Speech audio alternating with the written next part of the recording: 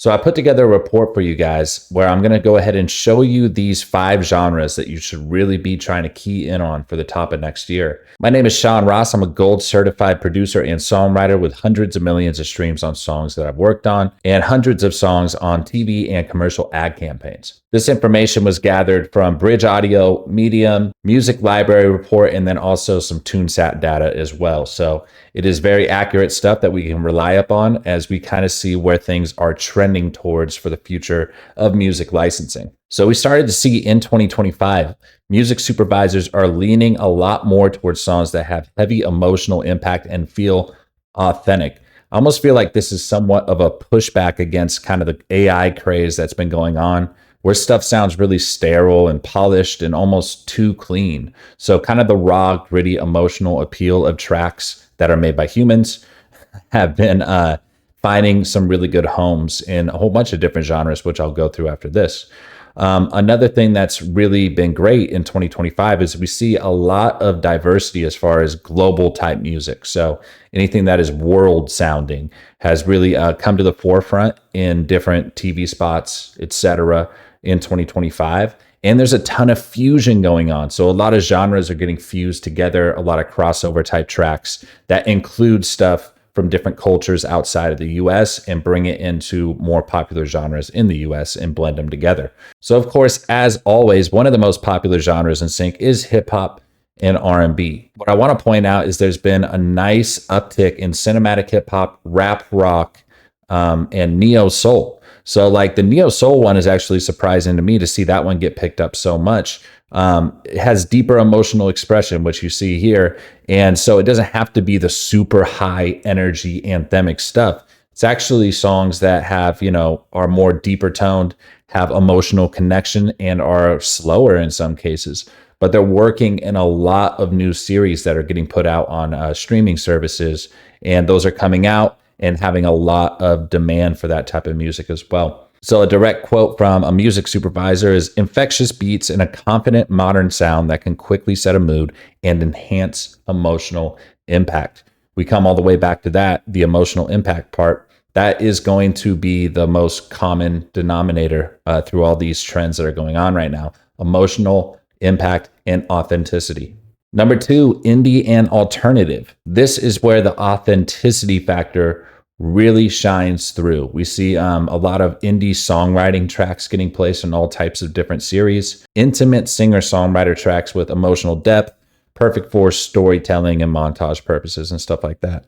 We also see alternative rock, edgy, rebellious type stuff with anthemic choruses, and then indie pop, so catchy, emotional, but has an accessible and digestible nature for conveying joy to nostalgia. That was interesting to me. We see these a lot in teen dramas, indie films, heartfelt commercials, and scenes where there's a lot of vulnerability going on between the characters. Key appeal of this one is it connects with audiences through emotional depth and vulnerability. I think that's really where this singer-songwriter stuff is winning, is this vulnerability and emotional connection. Number 3, cinematic instrumentals. Now, I know all my producers that are watching this are going to be excited about this. So we see a lot of dramatic instrumental tracks that are being used for, underscoring emotional moments, crafting powerful trailers. And we also see a lot of trailerized versions of classic songs. So like trailerized covers with a new instrumental under a very, famous vocal cover. And it makes it super cinematic. I've seen that a ton in trailers all through 2025, and that's going to carry into 2026 as well. To quote a supervisor here, music becomes cinematic when it is intricately woven into the narrative, deepening the story and amplifying emotional resonance. These cinematic instrumentals are finding a home all through movie trailers, video games, action films, and sports highlights. That is probably the lowest hanging fruit if you're making cinematic instrumentals as a producer. Getting into a production music library that is going to have good relationships with sports networks, you can find plenty of homes for this type of stuff. Latin music, this one is so cool to see because there's been just such a skyrocket in popularity for Latin artists and any music that's coming out of South America, etc. So we see just streaming growth alone, it's grown by 7.8% in 2025. That is just going to keep going. The subgenres that have really gained popularity is reggaeton and bachata. We have infectious rhythms with widespread appeal for reggaeton, and the bachata is romantic and still danceable at the same time. So you get that emotional connection, but it still has a danceable rhythm, and that is finding some homes. We're seeing this stuff pop up all the time in international shows, which are getting so much airtime on streaming services now that are getting pushed into the algorithm on Netflix and Amazon Prime and Apple TV that are actually foreign shows. So just non-English speaking series that are really popular now. And they're using all types of music from around the world. So Latin music is getting the global appeal right now in sync, and it's just going to keep growing bigger and bigger and bigger in 2026. So if you make Latin music and you have a whole collection of that, you're going to be in a great position to be able to go out and start getting syncs in 2026. Number 5, we've seen a massive rise in popularity in global sounds, which, I pretty much just link straight to the massive rise in popularity of African music and different subgenres that are coming out of the continent. And, we see just ones like Afro beats and Amapiano.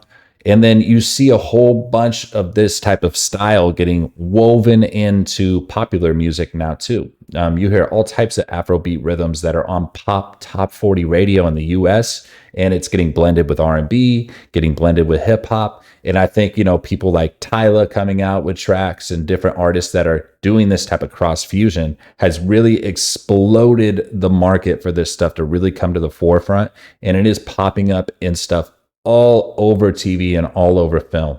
So if you make this type of music, you're going to be in a great position in 2026 to really go hard, start making connections with the right supervisors and the right libraries that can effectively place this stuff, because there is such a massive demand for this right now. I cannot overstate that. So overall, my biggest piece of advice for you as an artist or a producer is embrace the authenticity. It's okay to be vulnerable in your songs for sync now. It doesn't have to just be so poppy, clean cut.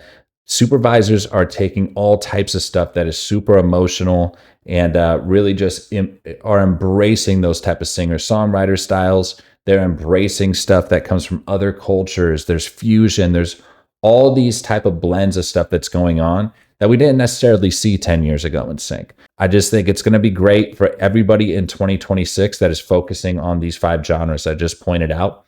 And do not be afraid to explore, cross-genre kind of fusion type stuff and hybrid tracks that include a whole bunch of different genres. I think it would be a really good idea to go and find some global sounds that you really like and blend them in to whatever type of music that you make right now for sync and see what the results are. You might come up with something really fresh and unique that you could start sending around and start trying to rack up some placements. I hope you guys got something good out of this video. If you did, please subscribe to this channel and drop a comment if you have any questions about sync. If you leave a question in the comments, I will make a video about it. So that's a nice little plus of engaging on the video here. I will catch you guys on the next one.